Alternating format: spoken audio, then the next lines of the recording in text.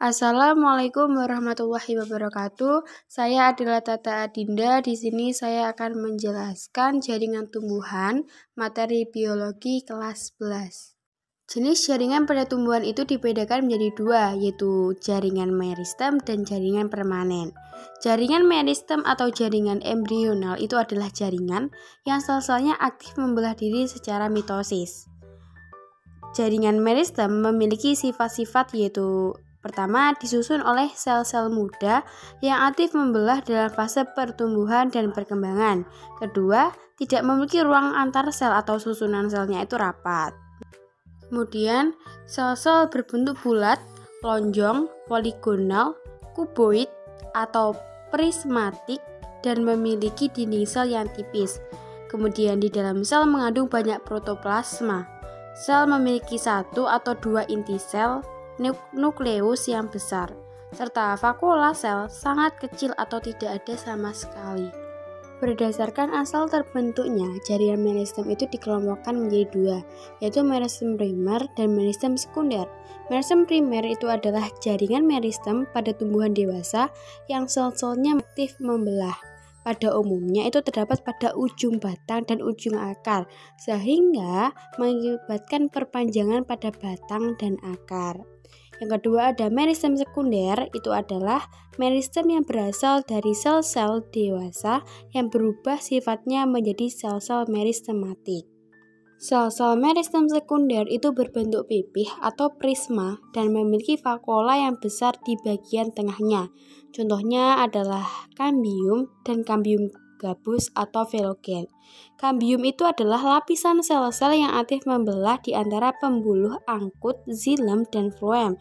Sedangkan kambium gabus atau velogen itu adalah jaringan kambium yang membentuk lapisan pelindung periderm atau gabus. Berdasarkan posisinya pada tubuh tumbuhan, jaringan meristem dapat dibedakan menjadi tiga, yaitu meristem apikal, meristem interkaler, dan meristem lateral. Meristem apikal atau meristem ujung itu terdapat di ujung batang atau pucuk utama, ujung batang atau pucuk lateral, dan ujung akar. Meristem apikal ini menyebabkan pemanjangan batang dan akar yang disebut dengan pertumbuhan primer. Yang kedua ada meristem interkaler, itu terdapat di antara jaringan dewasa atau jaringan yang sudah berdiferensiasi. Contohnya itu pada pangkal ruas tumbuhan golongan rumput-rumputan. Dan yang ketiga ada meristem lateral atau meristem samping, ini terletak memanjang sejajar permukaan batang atau akar. Contohnya adalah kambium pembuluh dan kambium gabus. Meristem lateral ini menyebabkan terjadinya pertumbuhan sekunder pada batang maupun akar, sehingga batang dan akar tersebut akan membesar. Selanjutnya ada jaringan permanen atau jaringan dewasa. Ini adalah jaringan yang berasal dari pembelahan sel-sel meristem primer maupun sekunder yang telah berdiferensiasi atau mengalami perubahan bentuk sesuai dengan fungsinya.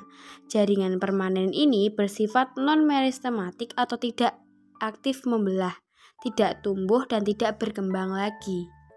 Berdasarkan fungsinya, jaringan dewasa ini dibedakan menjadi 5, yaitu jaringan pelindung, jaringan dasar, jaringan penyokong, jaringan pengangkut, dan jaringan sekretori.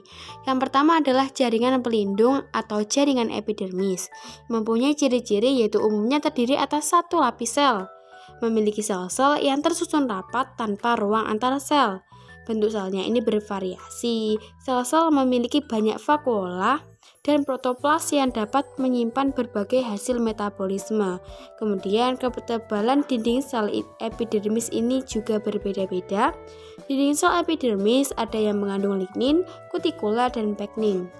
Sel-sel inisial epidermis sebagian dapat berkembang dan bermodifikasi menjadi alat-alat tambahan lain yang disebut devirat epidermis seperti stomata, trikoma, emergensia, spina, sel kipas, sel keresik, filamen, dan litokis. Stomata itu yang artinya tunggal, yaitu berasal dari kata stoma yang artinya tunggal, terdapat pada epidermis organ tumbuhan yang berwarna hijau. Itu adalah celah atau lubang atau pori yang diapit oleh sepasang sel penjaga atau penutup. Stomata ini berfungsi sebagai jalan masuk dan keluarnya karbon dioksida dan oksigen pada proses respirasi maupun fotosintesis serta jalur penguapan air. Yang kedua ada trikoma atau rambut-rambut. Trikoma itu adalah rambut-rambut dari epidermis yang terdiri atas sel tunggal atau banyak sel. Fungsi dari trikoma bagi tumbuhan itu adalah mengurangi penguapan, meneruskan rangsangan, mengurangi gangguan dari hewan herbivora, membantu penyerapan biji, membantu penyerbukan bunga, membantu perkecambahan biji. Berdasarkan ada tidaknya fungsi sekresi, trikoma itu dibedakan menjadi dua, yaitu trikoma non-glanduler dan trikoma glanduler. Trikoma non-glanduler itu dapat berupa rambut bersel satu atau banyak sel, berbentuk tidak pipih. Terus ada rambut sisik berbentuk pipih dan bersel banyak. Kemudian ada rambut bercabang dan bersel banyak. Kemudian ada rambut akar yang merupakan pemanjangan sel epidermis yang tegak lurus dengan permukaan akar. Trikoma glanduler itu dapat berupa trikoma hidratoda, trikoma sekresi garam, trikoma sekresi nektar, dan rambut sengat. Kemudian ada emergensia. Emergensia itu adalah tonjolan pada permukaan organ yang terbentuk dari jaringan epidermis dan jaringan di bawah epidermis atau subepidermis. Contoh dari emergensia itu adalah duri tempel pada batang mawar. Kemudian ada spina atau duri, itu adalah tonjolan pada permukaan epidermis batang yang terbentuk dari jaringan stele di bawah korteks. Contohnya itu adalah duri pada batang tumbuhan bunga kertas. Yang selanjutnya itu ada sel kipas, itu adalah alat tambahan pada epidermis daun bagian atas yang tersusun dari beberapa sel berdinding tipis, memiliki vakuola yang besar, tidak mengandung kloroplas, dan bentuk sel seperti kipas dengan ukuran yang lebih besar dibanding dengan sel-sel epidermis di sekitarnya. Fungsi dari sel kipas ini adalah untuk menyimpan air dan mengurangi penguapan. Selanjutnya ada sel keresik. Itu adalah bagian sel epidermis yang berbentuk bulat, elips, halter atau pelana dan berisi kristal keresik. Fungsinya itu adalah untuk memperkuat batang. Contoh dari sel keresik ini adalah tebu. Yang selanjutnya ada filamen, itu tersusun dari sel-sel mati yang terdapat di bagian dalam epidermis akar gantung pada tumbuhan epifit. Fungsi dari filamen ini adalah untuk menimbun air yang diperolehnya dan mengikat oksigen. Yang terakhir ada litokis, itu adalah sel epidermis yang dindingnya mengalami penebalan dan mengandung sistolit. Yang kedua ada jaringan dasar atau parenkim, itu adalah jaringan yang terbentuk dari sel-sel hidup dengan struktur morfologi yang bervariasi. Berdasarkan fungsinya, jaringan parenkim ini dapat dibedakan menjadi 6 macam, yaitu yang pertama adalah parenkim asimilasi. Parenkim yang melakukan proses pembuatan zat-zat makanan dengan cara fotosintesis. Yang kedua ada parenkim penimbun yang berfungsi sebagai penyimpan cadangan makanan karena memiliki vakuola yang besar. Selanjutnya ada parenkim air. Parenkim air yang mampu menyimpan air, berdinding sel tipis dan memiliki vakuola yang besar, berisi cairan agak berlendir. Selanjutnya ada parenkim udara. Parenkim yang mampu menyimpan udara karena memiliki ruang antar sel yang besar. Kemudian ada parenkim penguat, yaitu parenkim yang terdapat di sekitar xilem dan floem, yang sel-selnya memanjang sesuai dengan arah pengangkutannya.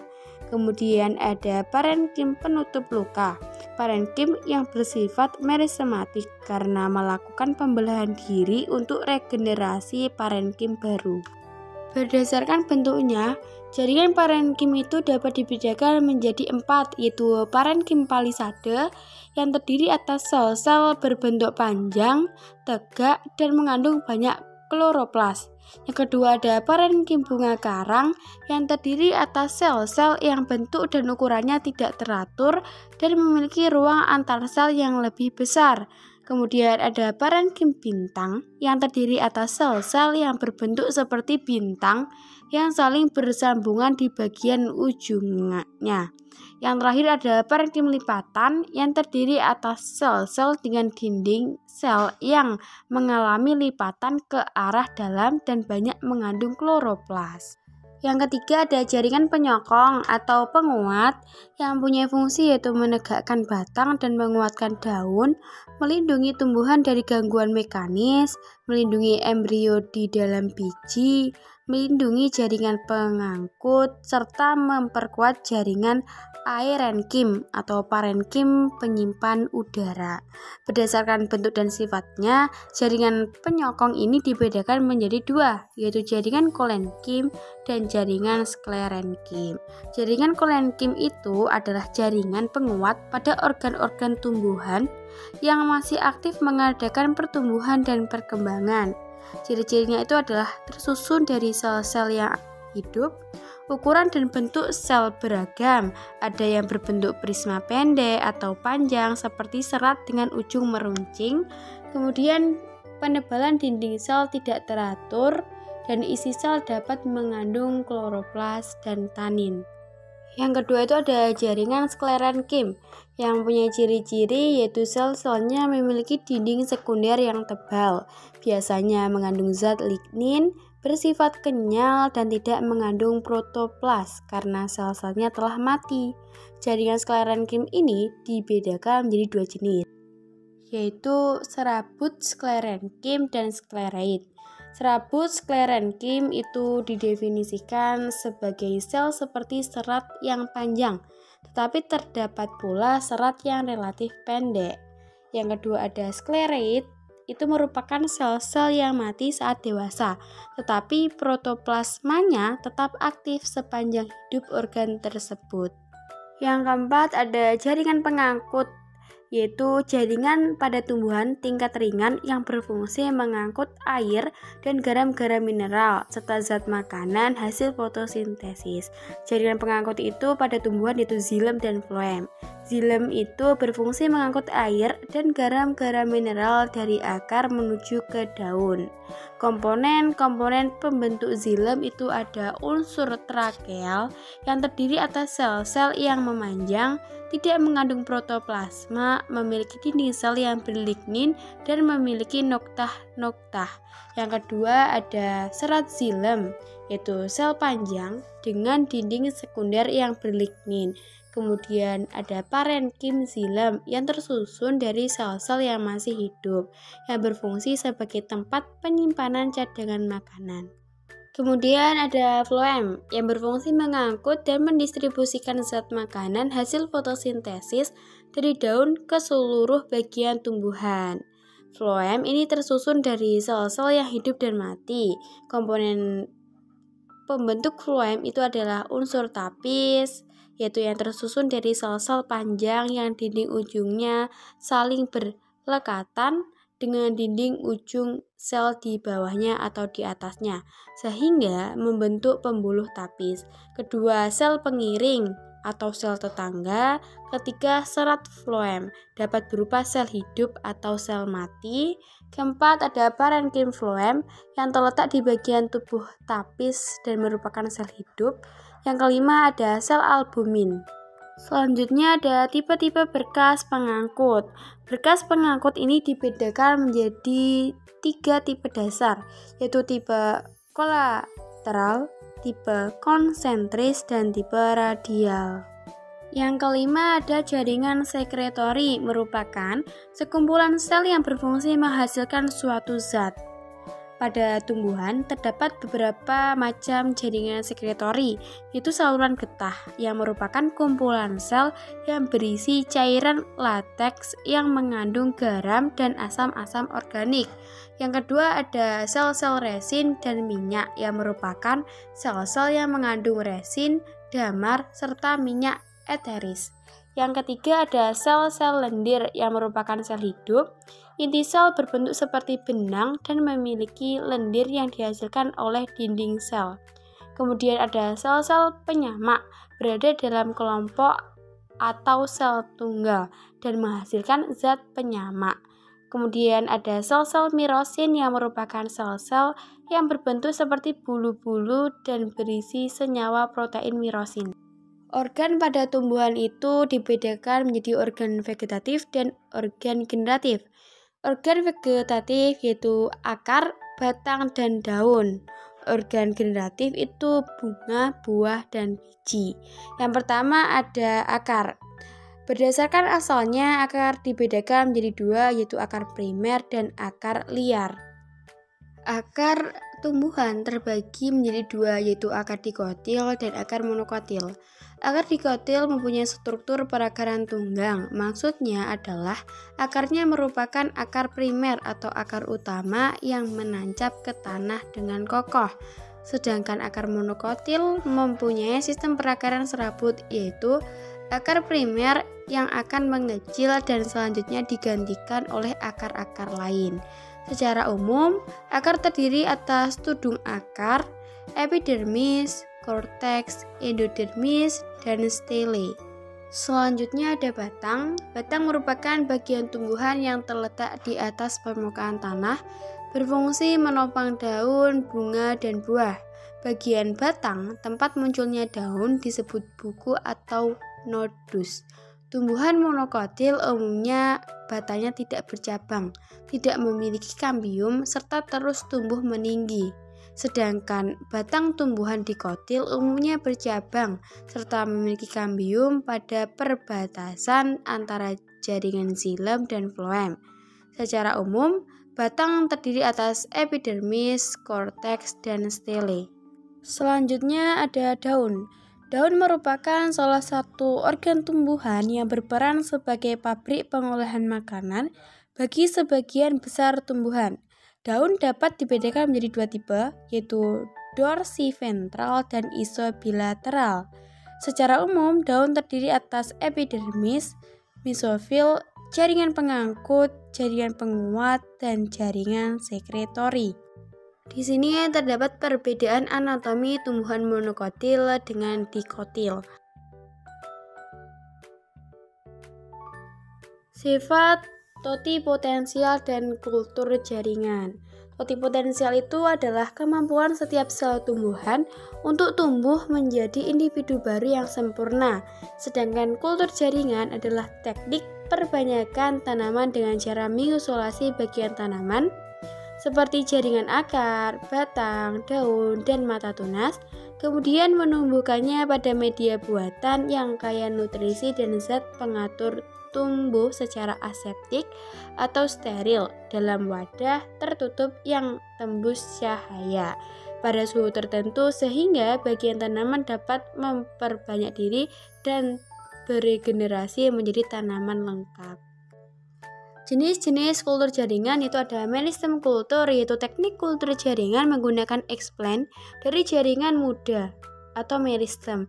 Yang kedua ada pollen, yaitu teknik kultur jaringan menggunakan explant dari serbuk sari atau benang sari. Yang ketiga ada protoplas kultur, yaitu teknik kultur jaringan dengan menggunakan explant dari protoplasma.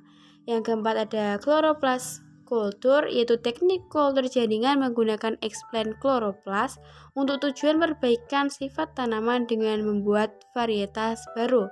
Yang terakhir ada somatic cross atau silangan protoplasma, yaitu menghilangkan dua macam protoplasma menjadi satu, kemudian dibudidayakan hingga menjadi tanaman yang mempunyai sifat baru. Kemudian ada teknik kultur jaringan, itu ada 6, yaitu sterilisasi. Kedua ada pembuatan media. Yang ketiga ada inisiasi, itu adalah pengambilan explant dari bagian tanaman yang akan dikulturkan.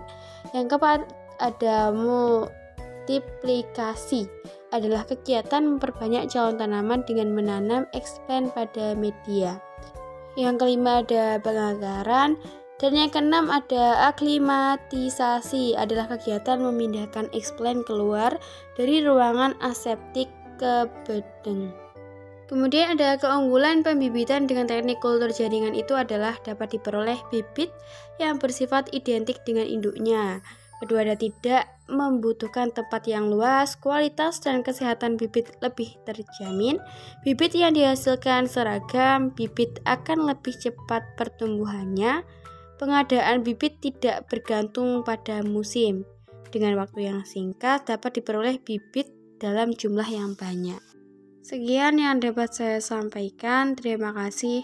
Wassalamualaikum warahmatullahi wabarakatuh.